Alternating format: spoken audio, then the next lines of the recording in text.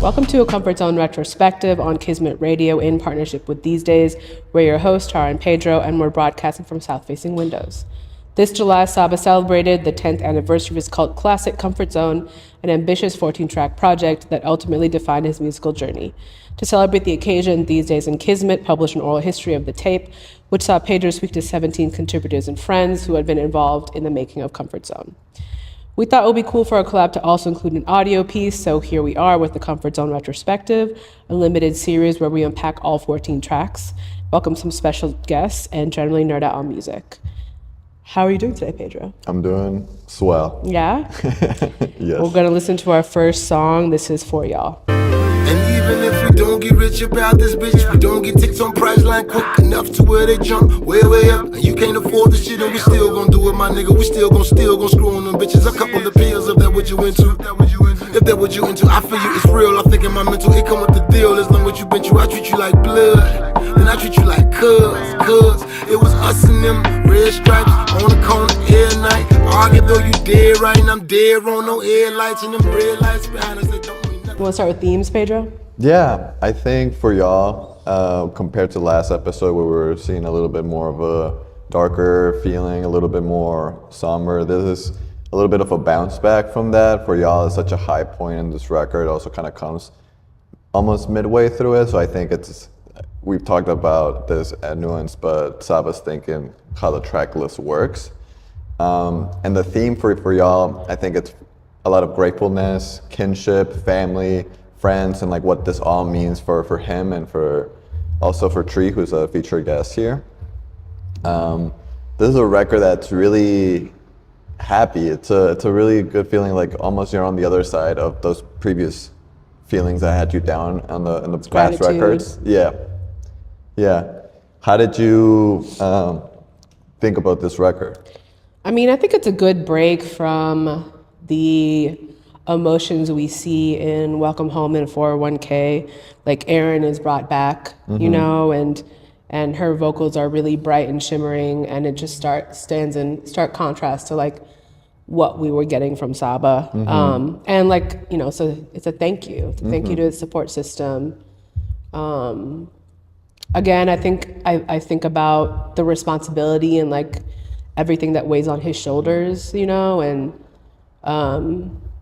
how he knows this is bigger than him. This is not just about him. And not just about his crew, but this is about the West Side. This is about Chicago. Like you know, when you pull out, it's about him. It's about Pivot Gang. It's about West Side. It's about Chicago. You know, it's about being a black boy in America. You know, so yeah, he's always thinking in like micro and macro levels and balancing those two. I was nodding hard to what you were saying because the previous songs is a little bit more of a doubt, right? And this one is more about celebrating with his day ones and what those people kind of feel, right? Which is, I don't know, just like all these different layers that Saba can think through and put these different like perspectives all into one project. Yeah, and again, it's like the peaks and valleys, so we're at a peak, you know? We find Saba in good spirits. Yes. And you kind of see him also revert back a little bit to that youthfulness that maybe we didn't see as much in the previous two songs, but like he's referencing a lot of like cartoons like Cat Dog and Jimmy Neutron and doing it in a really fun way. Wait, say the Cat Dog line. What, we were watching Cat Dog, now I'm a rap star. Was it something like that, right? Something like that, yeah. Rockin' Fat Farm. Yeah. Now you're a rap star. Cat Dog. He also starts that verse talking about how he's on his second bowl of cereal. And I'm like, that's so real. I can never just eat one bowl of cereal. You also, know? Can I be really real? I never liked Cat Dog. It freaked me out too. I mean, well, never mind. We don't have to psychoanalyze Cat Dog, but I just did not enjoy it. I just didn't That's enjoy a very specific type of like Nickelodeon type of show. Yeah, it was like a softened Ren and Stimpy or something. I don't know. I think like, you know, there is, like you said, there's a youthfulness in this song with like the references to cartoons, but there's also like this sort of apocalyptic dystopian undercurrent, you know? Yeah, he talks about how, you know, the city's on the rise on decadent anthems and also something around like the city being on brink of extinction. So like he does such a good job at placing you in these worlds where you're like, okay, like cartoons and life. It's beautiful. The song is super jovial. What do you think means by decadent? Like what in particular is? So I think we're also entering like the section where he starts talking about how Chief Keef and all these artists from the drill genre are making songs that are super nihilistic and super aggressive.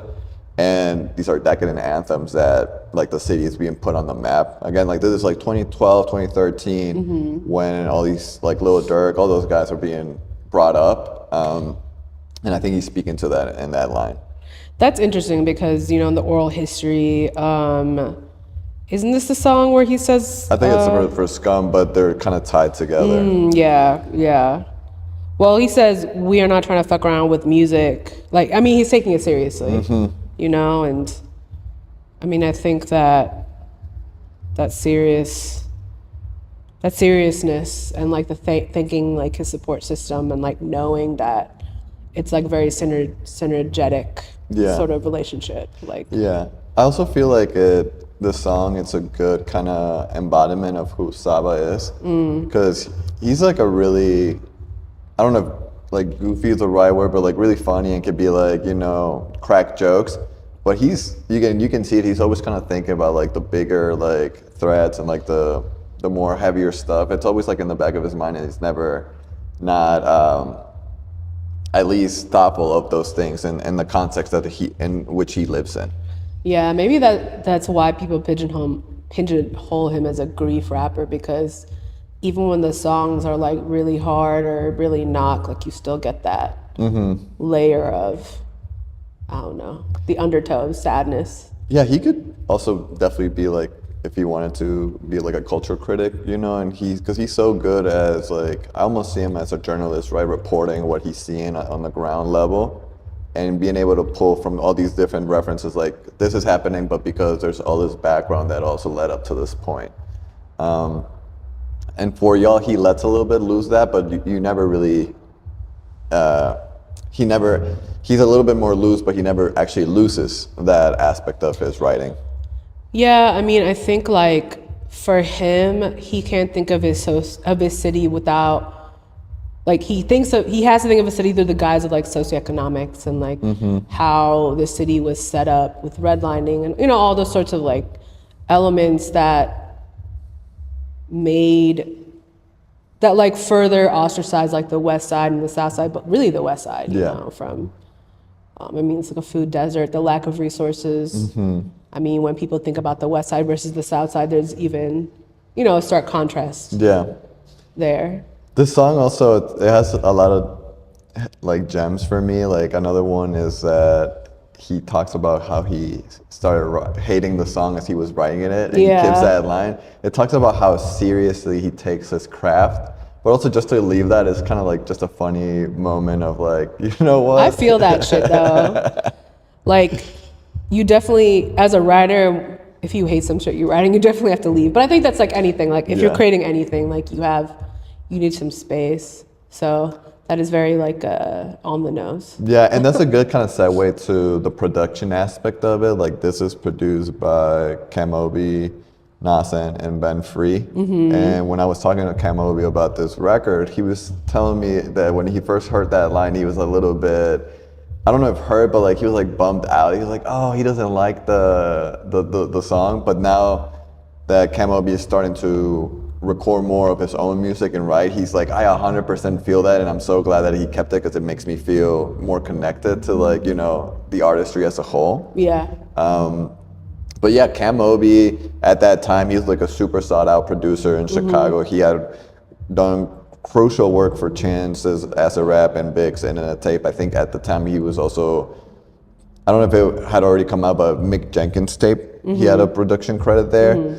And he later on had a lot of issues with this, but like he also had a proximity to the Justice League production team that was mainstream at the time. So people in Chicago really like looked after him to like record records. And I believe it was Nasan actually who introduced Kamobi and Saba. And Kamobi is such a artist and such a fan of music that in the oral history he speaks to how he became like such a big fan of the jump from Saba, and, which is really cool to see a producer at that level, seeing an artist who was not making major headlines, but had the quality to recognize that they want to work with him.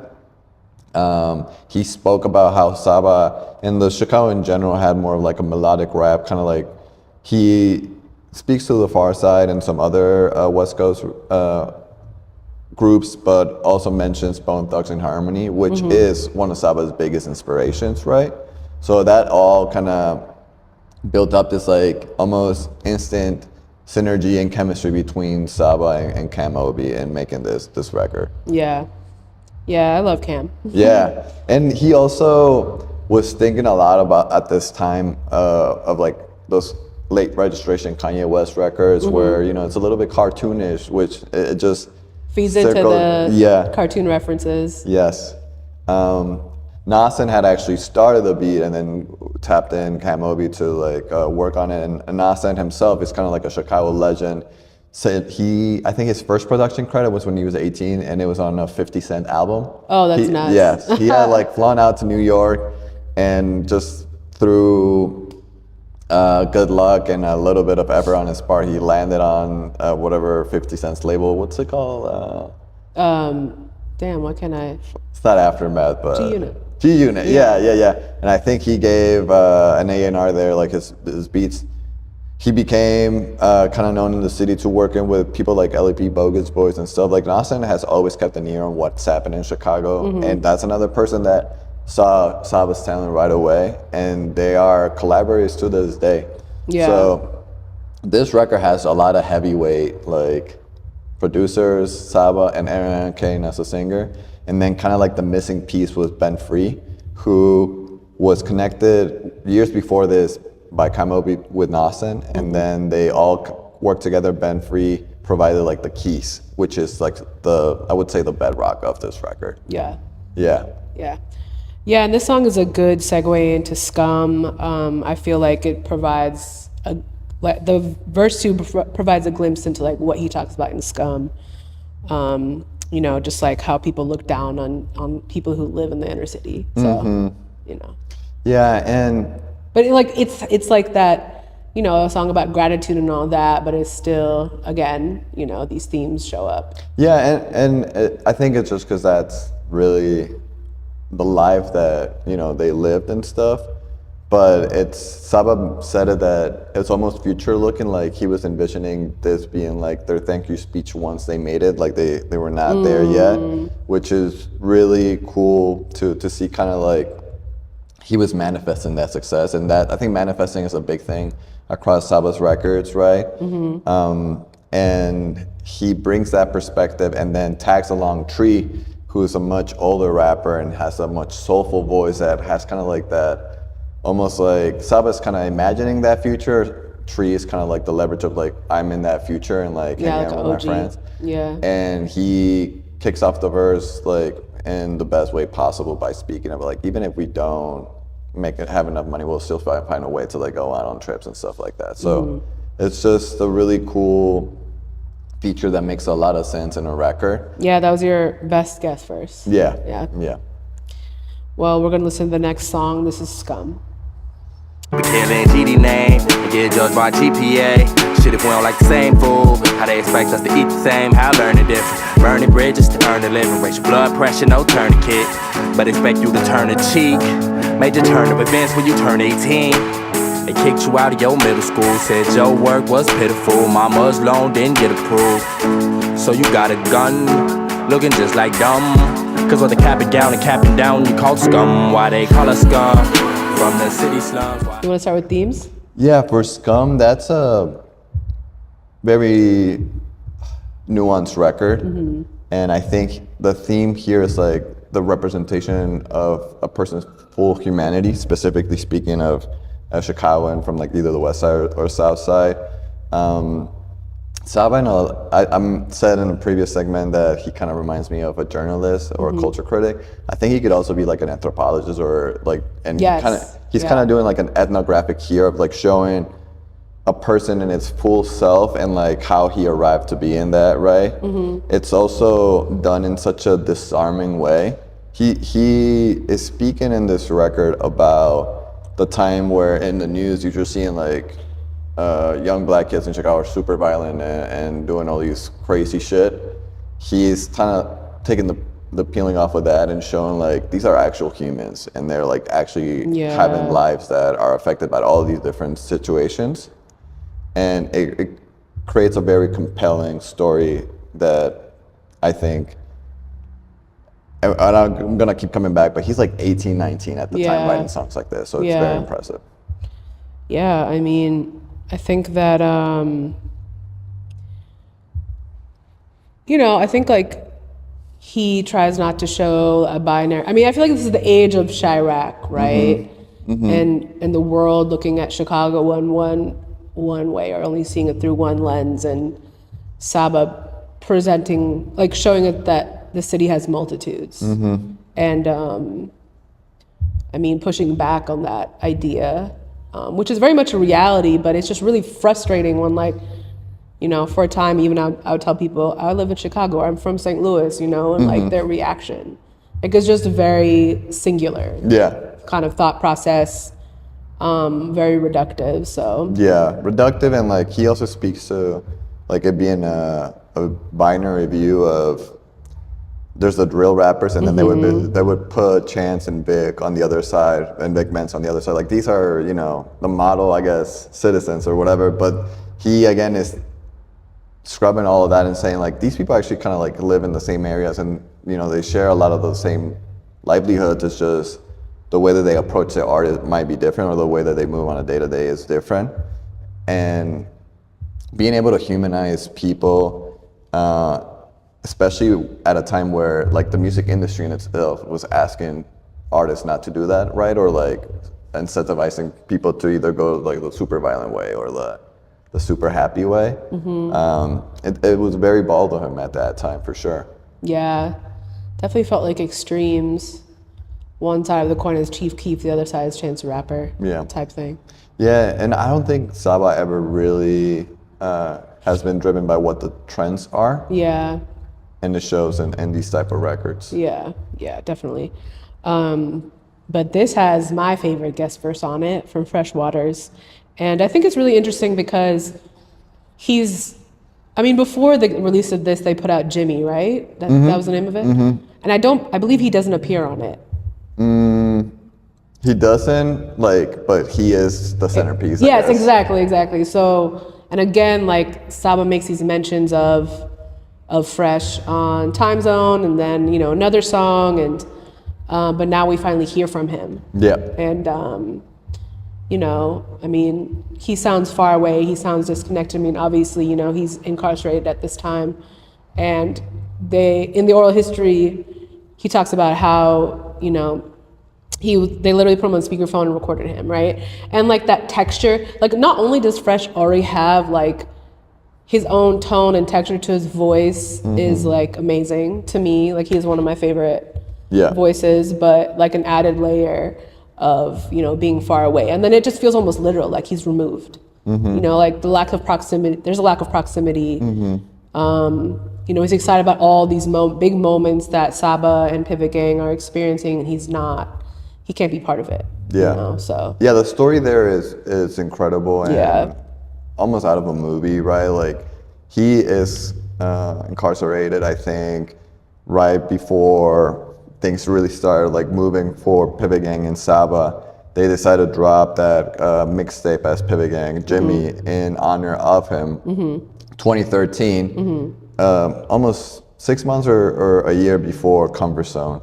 And in between those times, Fresh is still checking in on them, like through those collective call in jail, and making sure that he's trying to play a role and making sure that the people are sharp in the lines. I've heard him talk about this before too. Like, he when he would go on the call, he would ask people to like spit bars for him and just make sure that like their standard is high, and finding ways for him to impact the collective, even though he wasn't physically there. And then on the other side, people were like Saba, Joseph, Mello, they were all always saying like, we felt that presence and we felt that need to show up for him.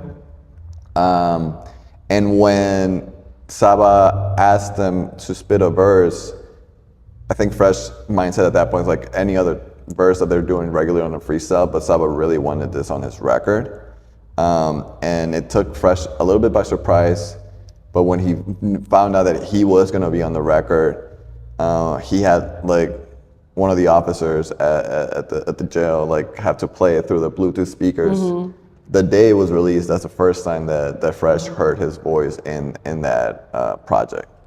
That's so cool. And like, Fresh is such a great guy, you know? I mean, I can only imagine like how he's so encouraging now, and I can only imagine how encouraging he was, you know, even removed. And he used to do this thing, but back when I met him, like in 2016, where he would like send you like, he would text me, and I'm sure other people, like motivational, I don't know, just texts. And he would always sign it church, which is like obviously his phrase, but I don't know, it's just like, it just really speaks to like who Fresh is as a person, and like how he was the glue of this group even when he couldn't be around. And it, like, I think that's such a smart way to like utilize him in the context of the record, in the context of the song specifically, because in a lot of ways he is that person that Saba's speaking to, right? Like that he's already been stereotyped by he's media. also almost mythical, you know what I mean? Like he's like, they make a whole tape called Jimmy, and then, you know, Saba alludes to him on a couple of tracks already before we even hear from him, you know, and it's almost just like, I mean, when you finally do hear from him, I don't know, I just think it's the best guest verse. Yeah, it's like, it's very poetic. And both Fresh and Saba are very poetically driven people. But somebody with, like, I don't know, like Fresh's record, you might think like, oh, again, like, and the mass media, that like they might have a perception of him, but if you get to know Fresh, you get to know like the sweetest, most encouraging person there is, right? So it's he is the embodiment of what kind of Saba's trying to express in this record. And then the verse, even though it's a little bit hard because of the, like, he's literally on the phone trying to get these bars out. I know. The verse is so good. I know. The verse is so good. It's so him. I know, and it's like, and it just hits so hard. And because doesn't the production like die down a little? And it's just him. It's kind of like a cappella. And speaking of the production, what I really enjoyed about it too was this record is not that different for 401k. Again, showing all the nuances and like contextualizing why things are happening.